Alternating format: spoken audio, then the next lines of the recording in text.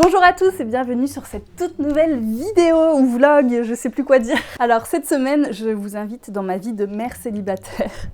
Alors oui, j'avoue, j'ai un petit peu abusé sur le titre, je suis pas célibataire, vous le savez très bien. Mon mari est actuellement parti en France pour 10 jours. Ce qui fait que là, pendant ces prochains jours, je vais devoir gérer toute seule à la maison. Et du coup, je me suis dit que ça serait intéressant de vous partager ça, de vous montrer un petit peu comment on fait. Quand on est une maman seule ici, c'est vraiment pas évident. En tout cas, quand on a l'habitude d'être en couple, de s'organiser à deux par an pour s'occuper de notre fille, s'occuper de la maison, enfin de tout ce qu'il faut penser dans la vie de tous les jours, quoi. Quand on se retrouve seul, d'un coup, je vous assure que ça fait vraiment bizarre. Je sors de ma zone de confort. Après, c'est pas la première fois que je suis dans ce genre de situation, parce que c'est déjà arrivé qu'on se retrouve séparés pendant des périodes assez longues. J'ai le souvenir il y a 1 an et demi, quand on avait eu, vous savez, les problèmes de passeport, et que du coup, j'étais restée 3 semaines ici avec ma fille, et après 3 semaines seule aussi en France. Enfin, seule, il y avait ma famille en France, donc ça allait. Ça va, je sais quand même gérer, et donc je vais vous montrer un petit peu ça cette semaine. Mitsu, il est parti en France pendant 10 jours, parce qu'en fait, il a une convention sur le Japon à Clermont-Ferrand. Mais bon, voilà, c'est comme ça, c'est prévu depuis longtemps, et puis de toute façon,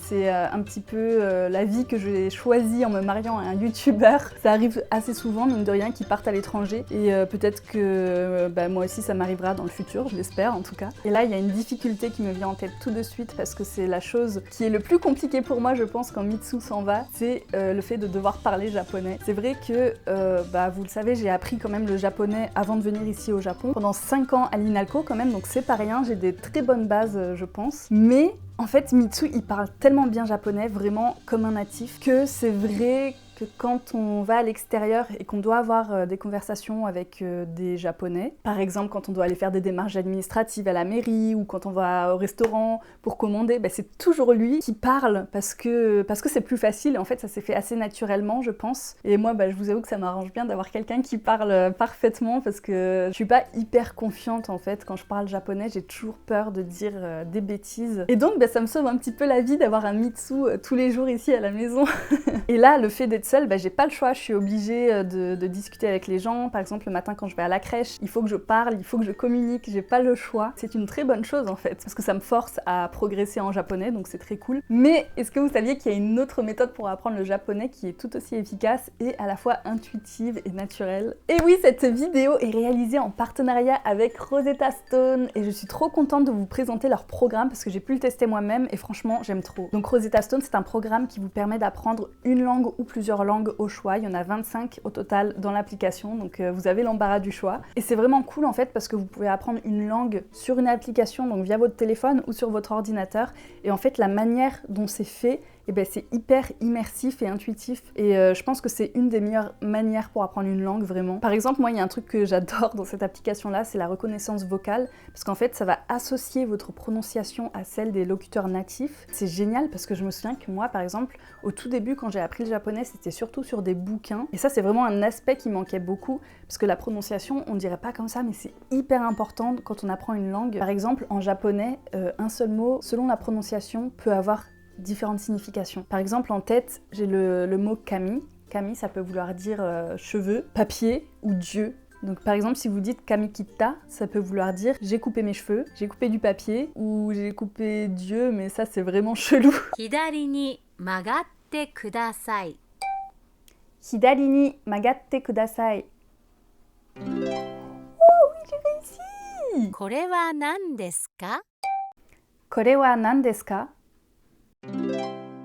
Voilà donc à quoi ça ressemble, et je pense que si vous vous entraînez bien sur cette application-là et que vous prévoyez de venir au Japon dans un futur proche ou lointain, ça pourra vraiment vous aider à avoir des conversations naturelles avec des locaux sur place. Enfin voilà, en passant sur mon lien dans la description, vous pourrez profiter d'une super remise de 60% de réduction sur l'offre Lifetime 25 langues, qui vous permet en fait d'avoir accès à toutes les langues de l'application à vie, ou bien à l'offre Lifetime une langue qui vous permet d'avoir accès à la langue de votre choix à vie, pareil. Je trouve vraiment que c'est un super investissement, donc si l'apprentissage des langues vous intéresse, vraiment n'hésitez pas. Et sur ce, nous on retourne à notre petit vlog. Je sais pas si vous vous souvenez, mais depuis que j'ai testé le pumpkin latte au Salutahiko, franchement j'ai qu'une seule envie là, c'est d'y retourner pour en recommander, parce que j'ai trop envie d'en boire. Je vous assure, c'est ma nouvelle passion là.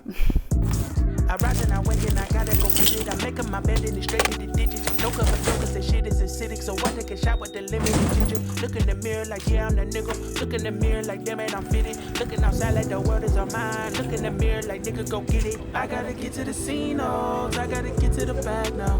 I can't be chasing on these hoes. They getting they feeling and dragged down. That's why these niggas. Ah là là, ça fait du bien. Bon, je vais en profiter d'être ici parce que je voulais un petit peu revenir sur le fait de se retrouver seule ici. En fait, j'ai l'impression d'être pas très légitime d'en parler parce que je sais qu'il y a plein de mamans qui sont vraiment célibataires et qui galèrent vraiment tous les jours. Il y en a aussi qui sont célibataires et qui s'en sortent merveilleusement, hein, bien sûr. Et il y a aussi des mamans qui sont quand même en couple et qui n'ont pas d'aide de l'autre parent. Voilà, il y a plein de cas de figure et je me sens pas forcément légitime de prendre cette position-là parce que je reçois quand même beaucoup d'aide de Mitsu, donc j'ai pas du tout à me plaindre par rapport à ça. C'est que temporaire cette situation-là, donc en vrai c'est pas du tout un problème. Ce dont je voulais vous parler plus particulièrement, du coup, c'est que en fait tous les petits trucs du quotidien, genre aller faire les courses, faire à manger, enfin vous voyez toutes ces petites tâches du quotidien, ça devient beaucoup plus compliqué parce qu'il faut s'organiser. C'est une organisation qui est différente. Parfois j'ai l'impression d'avoir trop de choses à faire, trop de choses à penser et c'est pas facile. Bah, déjà j'ai mon travail, j'ai YouTube aussi. YouTube ça demande énormément de temps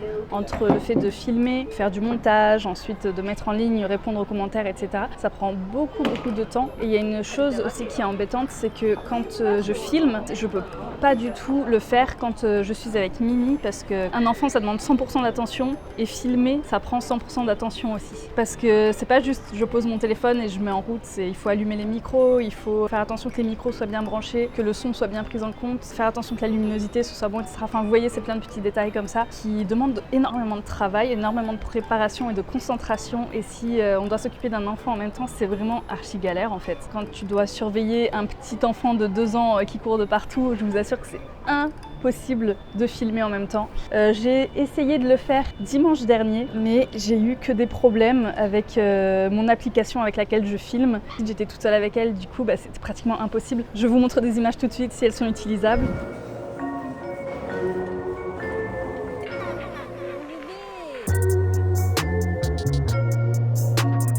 Bonjour à tous, j'espère que vous allez bien. Alors aujourd'hui c'est une journée assez spéciale parce que je me trouve actuellement en dessous de la grosse statue d'araignée de Roppongi Hills et je suis avec mon petit bébé qui est en train de s'échapper, donc ça va être un petit peu compliqué de filmer. Why are you running? Why are you running? Mais j'avais quand même envie de vous partager quelques images parce que en fait il y a un événement aujourd'hui, un petit festival organisé pour Halloween. Trop forte!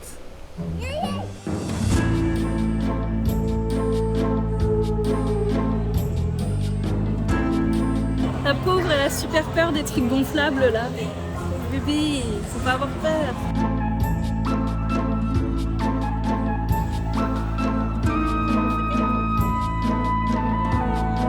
Il est midi et on commence à avoir faim. C'est vrai que forcément dans ce genre d'événement il y a énormément de monde. Du coup il y a beaucoup de monde dans tous les restaurants aux alentours. Ce qui fait qu'il y a genre 40 minutes d'attente à chaque fois. Et là Mini elle commence à être fatiguée, à avoir faim et tout. Donc ça commence à être super compliqué. Je vous avoue qu'en plus avec le monde qu'il y a autour, le bruit et tout. Du coup ce que j'ai fait c'est que j'ai commandé un italien à emporter. Je pense qu'on va se poser un peu à l'arrache quelque part et je vais la faire manger. Bon super, il commence à pleuvoir en plus donc c'est un peu mal parti aujourd'hui. Il y a un énorme corbeau en plein milieu du restaurant, enfin de là où tout le monde mange, c'est assez rigolo. On est bien dans le thème hein, mon bébé. On est dans le thème d'Halloween. Je viens de filmer pendant 20 minutes le moment où on mangeait et en fait mon application avec laquelle je filme a bugué et du coup elle n'a pas enregistré le fichier et là ça fait 2 fois aujourd'hui que ça m'arrive. La petite elle est un peu malade donc il vaut mieux qu'on reste tranquille à la maison je pense. Et voilà.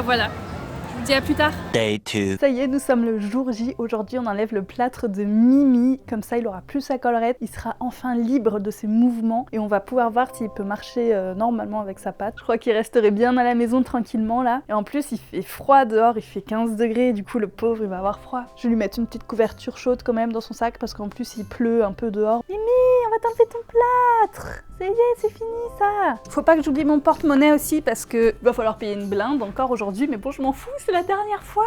Wait for it.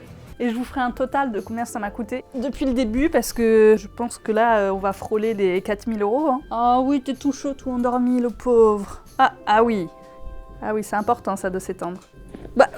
Tu veux pas aller dans le sac, hein, je comprends. Hop. Ça y est, je viens de déposer Mimi chez le vétérinaire.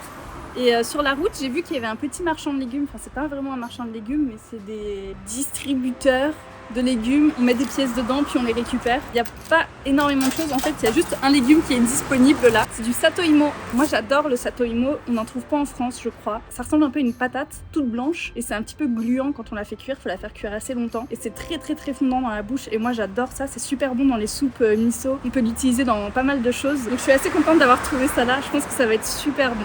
Coucou à tous. Nous sommes un autre jour aujourd'hui et je me suis arrêtée. Je sais pas si vous vous souvenez, dans le tout premier vlog. Je crois que c'était le tout premier ou le deuxième. Je m'étais arrêtée dans un minuscule café où on peut pas s'asseoir en fait, ils vendent à emporter seulement. Il y a juste un banc devant où vous pouvez vous asseoir, mais là il y avait une petite famille dessus donc je me suis dit que j'allais aller autre part. Du coup je me suis assise par terre dans la rue. Alors ça se fait pas du tout au Japon de faire ça.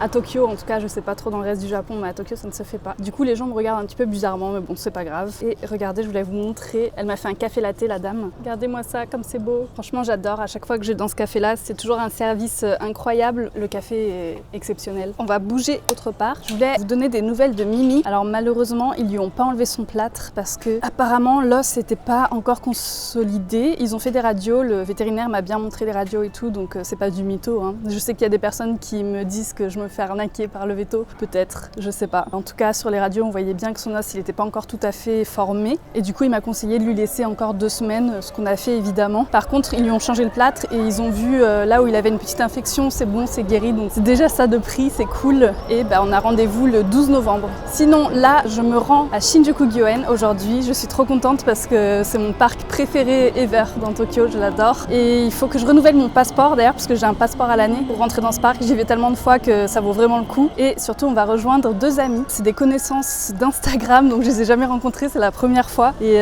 on va discuter un petit peu ensemble, je vais vous les présenter.